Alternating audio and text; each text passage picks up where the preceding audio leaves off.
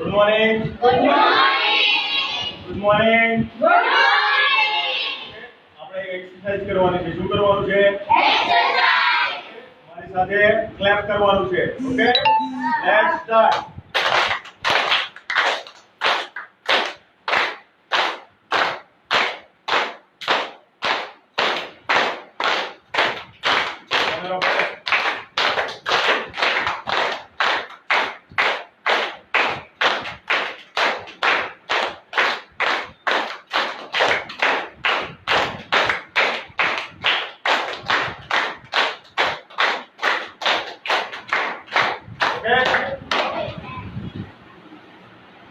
Devarshi business સ્કૂલમાં આજનો આપણો છઠ્ઠો ટોપિક છે, જેનું નામ છે પાવર ઓફ સબકોન્શિયસ માઇન્ડ, એટલે કે અર્ધ જાગૃત મનની કમાલ, પાવર. ઓકે, હવે આપણા મન છે એના બે પ્રકાર છે. કેટલા છે? બે. કયા કયા? જાગૃત મન. ઓકે, પહેલું છે જાગૃત મન. ઓકે, અને બીજું છે અર્ધ જાગૃત મન. જાગૃત મનના 10% હોય છે. કેટલા? 10%. અત્યારે આપણે અહીંયા બેઠા છીએ, અત્યારે આપણે જે નિર્ણયો લઈએ છીએ, અત્યારે આપણે જે વાંચીએ છીએ, હાલમાં આપણે જે વિચારીએ છીએ, ધેટ્સ ઓલ અબાઉટ જાગૃત મન. ઓકે, અર્ધ જાગૃત મન એના કેટલા ટકા હોય છે? 90%. કેટલા બી માણસો સક્સેસફુલ બન્યા છે? ઓકે, કયા કયા?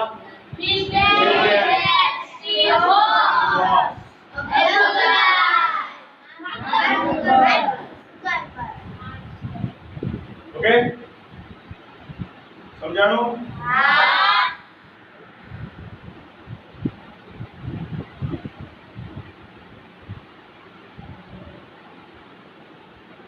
Very good.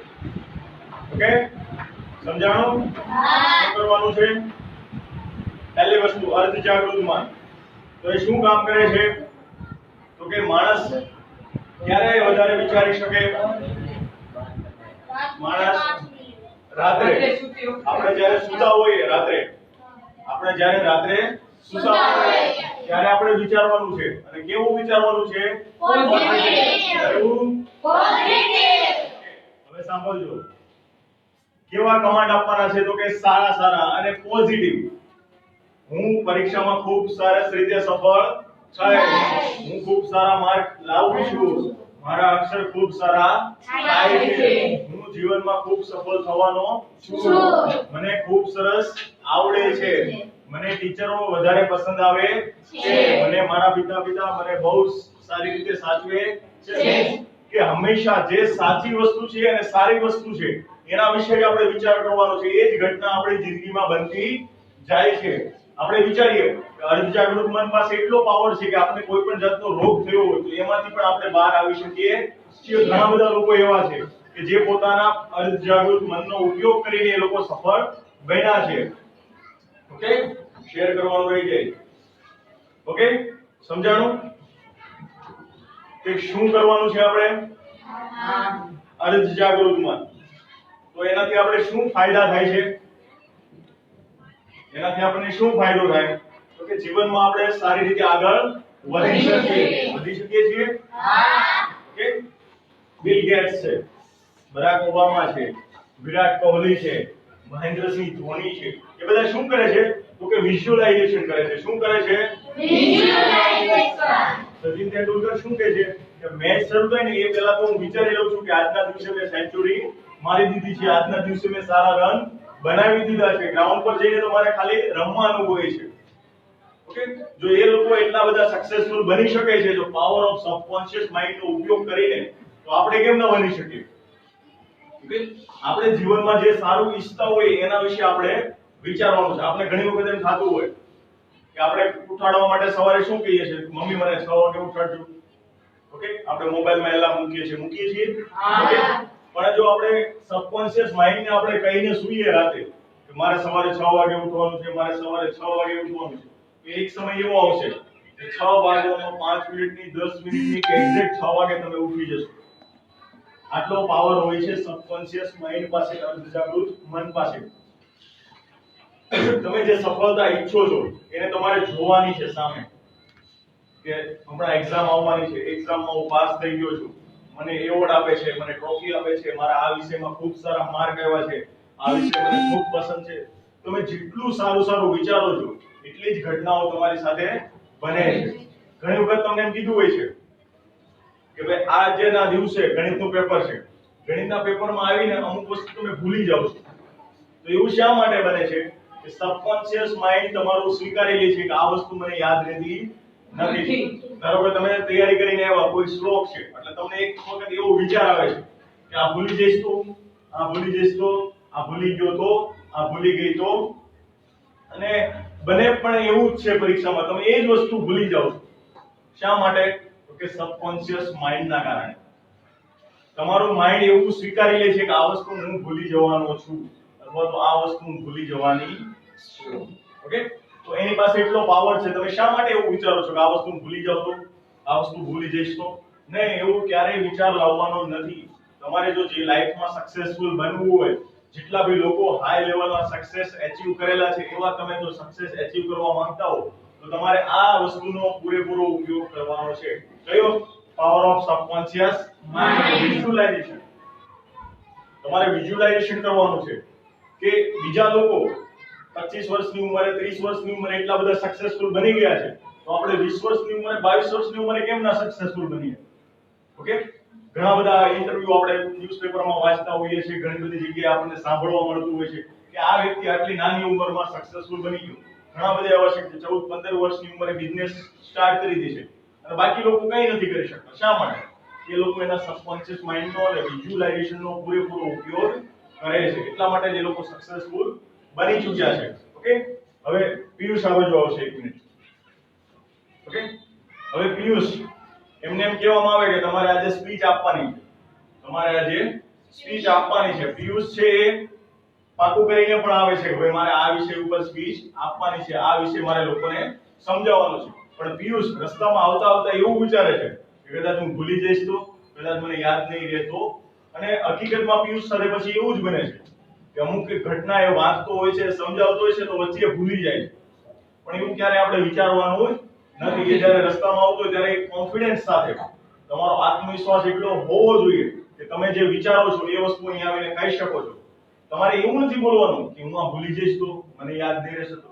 નહીં, મને 100% યાદ રહી ગયું છે, હું ખૂબ સારી રીતે બોલવાનો છું, મારી સ્પીચ પાવર બહુ સરસ હશે, મને ખૂબ સારી રીતે આવડે છે, લોકો મારી જે વાત હશે એની ઉપર તાળીઓ વગાડશે, લોકો મને એપ્રિશિએટ કરશે, લોકો મને માન સન્માન આપશે, મારી ખૂબ નામના વધશે, એવું તમારે વિચારવાનું છે.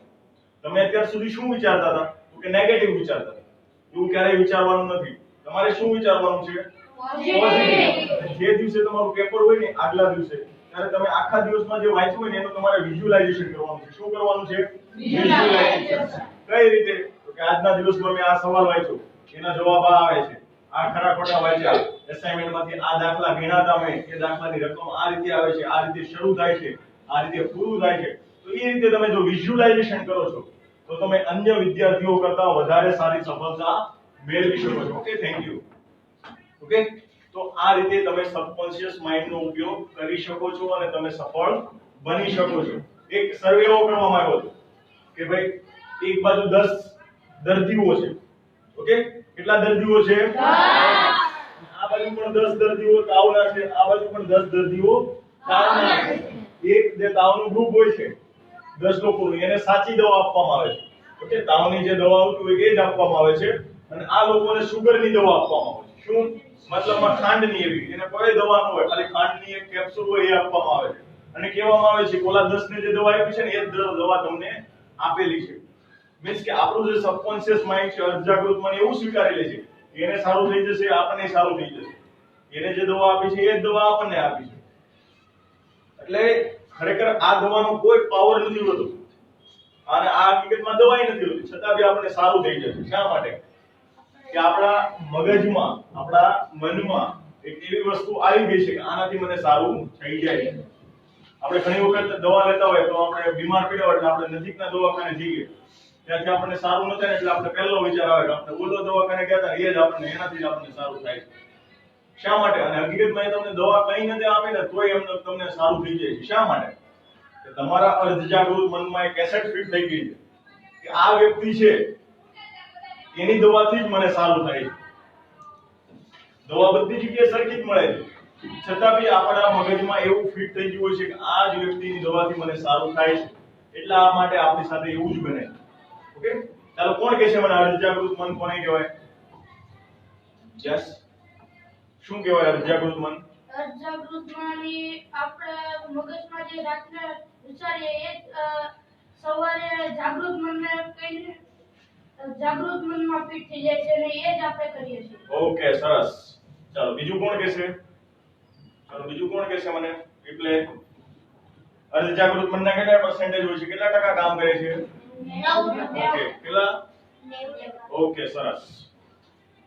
હવે તમે કેટલા લોકો વિઝ્યુલાઇઝેશન નો ઉપયોગ કરશો આજથી? ઓકે, સરસ, વેરી ગુડ. ઓકે, હવે તમે કઈ રીતે ઉપયોગ કરશો વિઝ્યુલાઇઝેશન નો? ક્યારે ઉપયોગ કરશો? ચાલો પિયુષ, ક્યારે ઉપયોગ કરશો તમે વિઝ્યુલાઇઝેશન? Okay, very good. જ્યારે તમે સૂવા જાવ છો, જ્યારે તમે બેડ પર સૂઈ જાવ છો ત્યારે તમારે મોબાઈલ, ટીવી કોઈ પણ વસ્તુને ટચ કરવાની નથી, અને રાત્રે સૂતી વખતે માત્ર એટલું જ વિઝ્યુલાઇઝેશન કરવાનું છે જે તમે તમારી લાઈફમાં ઈચ્છતા હો કે ભાઈ મારે 20 વર્ષની ઉંમરે આ વસ્તુ જોઈએ છે, 25 વર્ષની ઉંમરે આ વસ્તુ જોઈએ છે, મારે આ એક્ઝામ આપવી છે, મારે આઈપીએસ બનવું છે, મારે કલેક્ટર બનવું છે. જે વસ્તુ તમે બનવા માંગતા હો એ અત્યારથી જ તમારે રોજ રાતે વિચાર કરવાનો છે. જેટલો તમારો વિચાર પાવરફુલ હશે એટલા સ્ટ્રોંગલી તમે એ વસ્તુ બની શકો છો, એ વસ્તુ તમે કરી શકો છો. આ તાકાત હોય છે વિઝ્યુલાઇઝેશનની. તમે જે જુઓ છો એ વસ્તુ તમારી સાથે બને છે. નેગેટિવ તમે વિચારશો તો એ વસ્તુ નેગેટિવ તમારી સાથે બનશે. ઓકે, તો એ વસ્તુ ઓકે સમજાઈ ગયું? Power of subconscious mind. Okay, તમે જે ઘટના તમે જોવા માંગો છો, તમે ખરાબ ઈચ્છો છો કોઈ વસ્તુ? ખરાબ ઈચ્છો છો તમે? નહીં. ખરાબ પછી વિચારવાનું જ નથી. ખરાબ ક્યારે વિચારવાનું જ નથી. તમે જો સારું ઈચ્છો તો સારું જ વિચારો, એ જ વસ્તુ તમારી સાથે બનશે. સમજાવું તમને? ઓકે, તો અર્ધજાગૃત મન આવી રીતે કામ કરે છે. ઓકે, હવે ફરીથી એકવાર શું વાત કરી આજના દિવસમાં?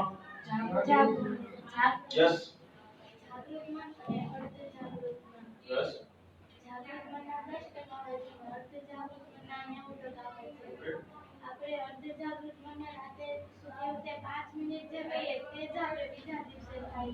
Okay, very good.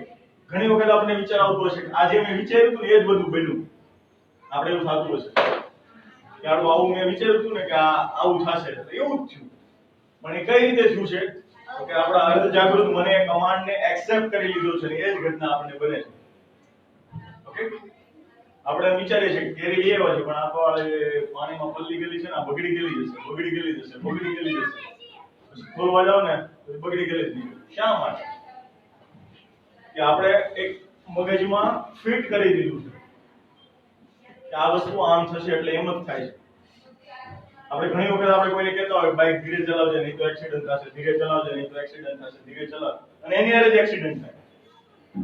શા માટે? કે એક પ્રકારનું વિઝ્યુલાઇઝેશન આપણે એની ઉપર ફેંકેલું છે, એક કમાન્ડ આપેલો છે સબકોન્શિયસ માઇન્ડને કે આવું થશે. ઓકે, પહેલાના જમાનામાં છે ને હજુ બી ઘણા બધા લોકો એવા છે કે જે બીમાર પડે એટલે તાવીઝ બનાવવા માટે જાય કે વીટી બનાવવા માટે જાય, અનસક્સેસફુલ બને એટલે એ લોકો આપણે તાવીઝ આપી દે એટલે કે તમને સારું થઈ જશે, એટલે આપણે સારું થઈ જશે.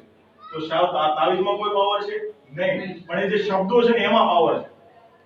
જે શબ્દો છે ને એમાં પાવર છે કે ભાઈ તમારે કોઈ ચિંતા કરવાની જરૂર નથી, બધું ટેન્શન દૂર થઈ જાય. એટલે આપણે ઓકે, ટેન્શન દૂર થઈ જશે. ઓકે, અને હકીકતમાં દૂર થઈ જશે. આપણે કોઈ એમ કહી દે કે વાંધો નહીં તમારું કામ થઈ જશે એટલે આપણે એકદમ રિલેક્સેશન થઈ જાય, 5 દિવસ પછી આપણને રિઝલ્ટ મળે કે આપણું કામ થઈ ગયું છે. તો તમે જે કમાન્ડ દુનિયામાંથી સ્વીકારો છો એ જ વસ્તુ તમારી સાથે બને છે. બીજું ઘણું બધું છે એ આપણે નેક્સ્ટ એપિસોડમાં આપણે જોઈશું કે અર્ધજાગૃત મન કેવી રીતે કામ કરે છે, ડિટેલમાં આપણે બધી વસ્તુ જોઈશું. ત્યાં સુધી તમારે હોમવર્કમાં શું કરવાનું છે આજથી ડેઈલી? વિઝ્યુલાઇઝેશન. ઓકે, દરરોજ તમારે વિઝ્યુલાઇઝેશન કરવાનું છે. શું કરવાનું છે? વિઝ્યુલાઇઝેશન. શેનું વિઝ્યુલાઇઝેશન કરશો? કેવા વિચારો આપશો મગજને? પોઝિટિવ. ઓકે, કેવા? પોઝિટિવ. વેરી ગુડ, સરસ. ઓકે. ચાલો એક ગેમ રમવાની છે ફરીથી. Okay, let's stand, sit, stand, clap, clap, name. Okay, sit, stand, clap, name, stand, clap, sit. Okay.